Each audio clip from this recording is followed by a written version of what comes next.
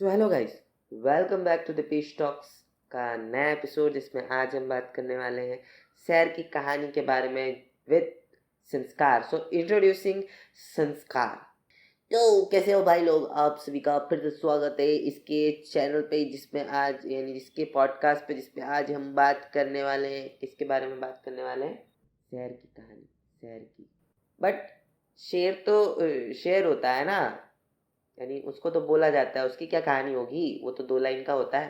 क्या बात कर रहा है तू? अरे सैर, सैर यानी वॉक, जो अपन घूमने जाते हैं ना सुबह शाम चलने गार्डन में, पार्क। ओह अच्छा अच्छा, समझ गया समझ गया, सॉरी।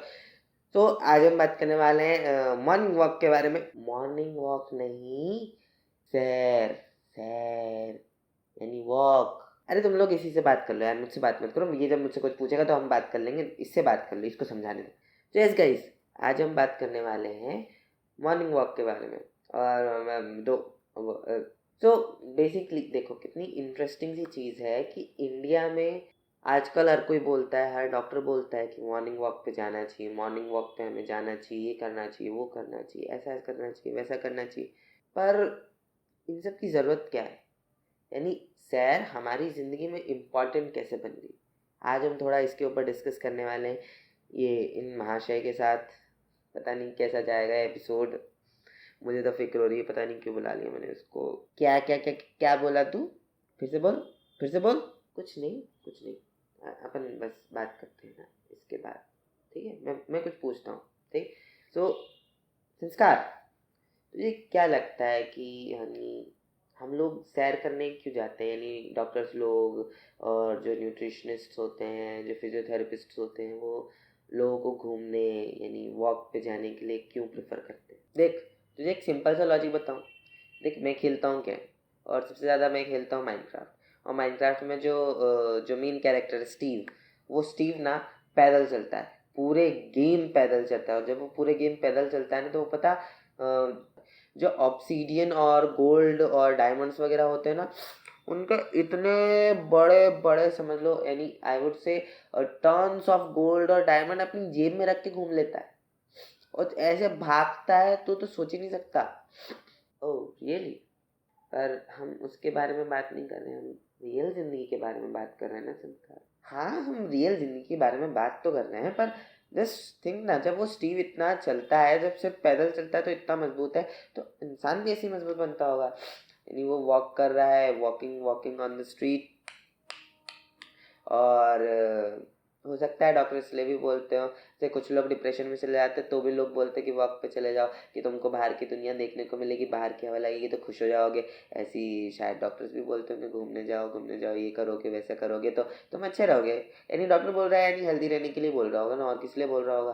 कि क्या सवाल पूछता है यार, ये बकवास इंसान के पॉडकास्ट सुन कैसे लेते हो तुम लोग यार? तू एज अ गेस्ट आया है तो एज अ गेस्ट ही ले, ज़्यादा बकवास मत कर। मैं बताता हूँ, देख, जो वॉक होती है ना, तो क्या होता है कि चल पहले के टाइम में चलते हैं। पहले के टाइम में जाके शुरू से तुझे बताता हूँ कि हमारी लाइफ में वॉक आई कहाँ से और वॉक की हिस्ट्री क्या है। तुझे सच्ची पता है तू क्या बोलने वाला है? मुझे नहीं लगता, यानी एग्जैक्टली नहीं पता है, पर मेरी हाइपोथेसिस है कि ऐसा होता है। हो सकता है ना, बिल्कुल। अगर सोच ले, थ्योरी एक। ओ चल बता, क्या है तेरी थ्योरी?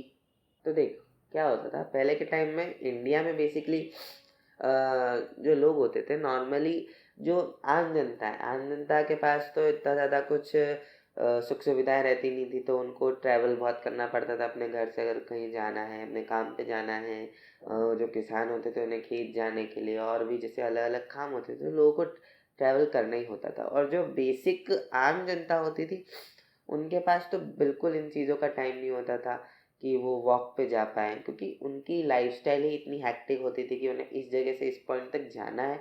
उनके पास, हर किसी के पास कुछ ज़्यादा व्हीकल्स नहीं होते थे, पैदल ही जाना पड़ता था। पैदल रोज़ इतना ट्रैवल कर रहे हैं, आसपास पेड़ पौधे लगे हैं, तो इन सब चीज़ों की उनको ज़रूरत नहीं पड़ती थी।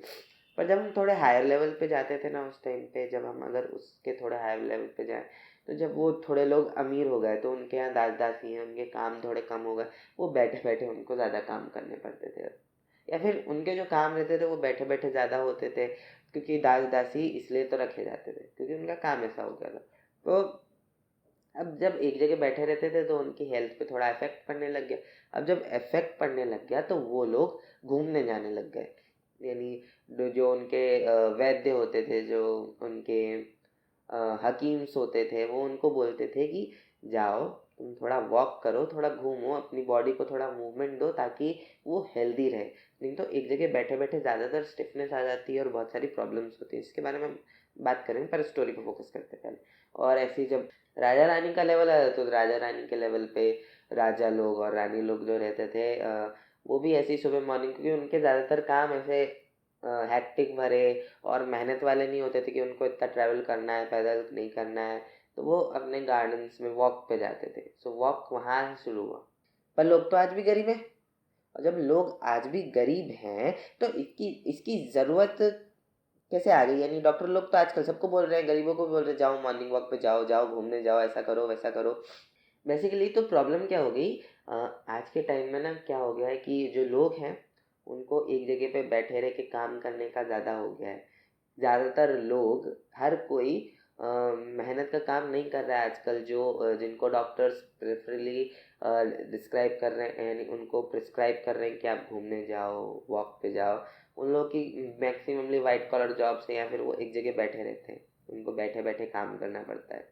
और जब वो बैठे बैठे काम करना रहता है तो वही प्रॉब्लम उनको होती है, चाहे वो अमीर हो चाहे वो मिडिल क्लास हो।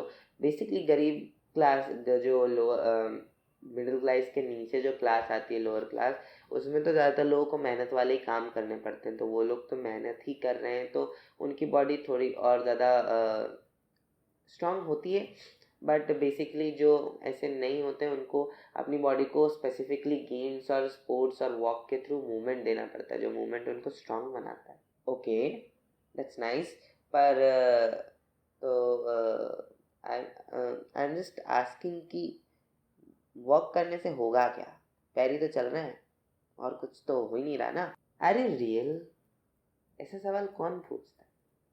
कुछ पढ़ता वढ़ता नहीं है तू, या फिर कभी किसी डॉक्टर से भिड़त नहीं हुई तेरी? एंड आई वुड से कि हुई तो थी एक आध दो बार, पर मैं उसके बारे में तुझे क्यों बताऊं? चल छोड़, मैं ही बता देता हूँ तुझे। तो बेसिकली क्या होता है कि जो वॉक्स होती हैं, यानी आपकी जो बॉडी है वो स्पेसिफिकली योग शास्त्र और जो आयुर्वेद है वो बोलता है कि आपकी बॉडी जितना ज़्यादा मूव करेगी और जितना ज़्यादा बैलेंस रहेगा रेस्ट और मूवमेंट के बीच, उतनी ज़्यादा बॉडी आपकी हेल्दी भी रहेगी। और बॉडी अगर हेल्दी रहेगी तो आप ज़्यादा अच्छे से बीमारियों से लड़ सकते हो, आपकी इम्यूनिटी इम्प्रूव होती है। तो बेसिकली अगर हर कोई हर टाइप का योग नहीं कर सकता, हठ योग में नहीं जा सकता है, वो योगा आसनास को नहीं कर सकता है, या फिर उसके पास टाइम नहीं है, या फिर कोई भी रीज़न हो सकता है दूसरी चीज़ें करने का, तो बेसिकली वॉक एक इजी टेक्निक है जो आपको रोज़ करनी पड़ती है। आप अगर वॉक पे जाते हो तो क्या होता है, आपकी बॉडी के जो सारे एक्यूप्रेशर पॉइंट्स हैं, जो मेन वेसल्स हैं, वो पैरों के जो फुट, पैर के नीचे जो तलवा होता है ना, जो बेस होता है पैर का, उस पे सारे एक्यूप्रेशर पॉइंट्स होते हैं। जब आप वॉक करते हो तो वो प्रेशर पॉइंट्स आपकी बॉडी में ब्लड सर्कुलेशन को इम्प्रूव करते हैं। साथ ही साथ जो आपकी बॉडी की जो बोन्स होती है ना, उनमें होता है बोन मैरो, और वो जो बोन मैरो होता है, वो बोन मैरो जितना हेल्दी होता है उतनी ज़्यादा आपकी बॉडी की regeneration, immunity, anti ageing properties बढ़ती हैं, और इससे आप ज़्यादा हेल्दी रहते हो, ज़्यादा यंग रहते हो, ज़्यादा फिट और एक्टिव रहते हो। तो बोन मैरो को हेल्दी कैसे रखेंगे? जब आपकी बोन्स हेल्दी रहेंगी, और बोन्स को हेल्दी रखने के लिए उनको हल्दी हल्की हल्की एक्सरसाइज देना ज़रूरी है। और हल्की हल्की एक्सरसाइज देने के लिए वॉक इज़ एन ईजीएस्ट वे। उसके अलावा अगर आप योग करते हो, योगा करते हो, तो वो भी आपकी बोन्स को अच्छी खासी हेल्थ, आपकी बॉडी को अच्छा खासा ब्लड सर्कुलेशन प्रोवाइड करता है, जो आपको हेल्दी बना सकता है। अब बात समझ आए भाई कि अभी भी कुछ कन्फ्यूज़न है मिस्टर संस्कार द गेमर को? नहीं, अब कोई कन्फ्यूजन तो नहीं है, बट तेरा हर बात में बट आ जाता है। तू निकल यहाँ से यार, मेरे को बात ही नहीं करनी तुझसे। ए, इज्जत से बात कर। गेस्ट बना के तू लाया था, मैं नहीं आया था तेरे पास कि यार मेरे को गेस्ट बना, मेरे को गेस्ट बना।